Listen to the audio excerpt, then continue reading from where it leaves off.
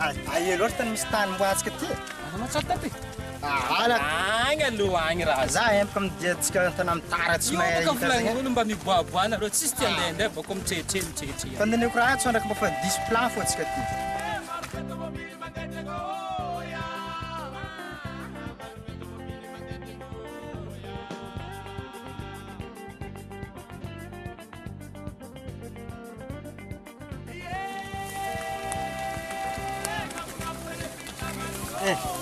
Azafady fô.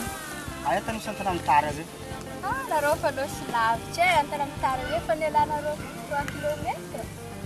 Nareo zay ty fandranomagnitra. Fa io raha volaviko aminao.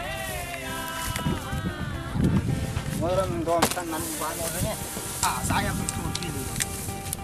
Ino koa mitôma itôbo raha io fa agny zegny. Ka za ka za iaby mitôbily mandeha tana mitaragna. Saboka tsy hita tana mitaragna tafa croisement Joffre hitako. Izy io mandray tany zay tsy hainao, anao vola aminakahy zay. Nao mitsangana aloha tsika e. Nao ialavo. Ka tsisy tôbily mahavy eo zay. Bisikilety fo avy fa tsisy tôbo.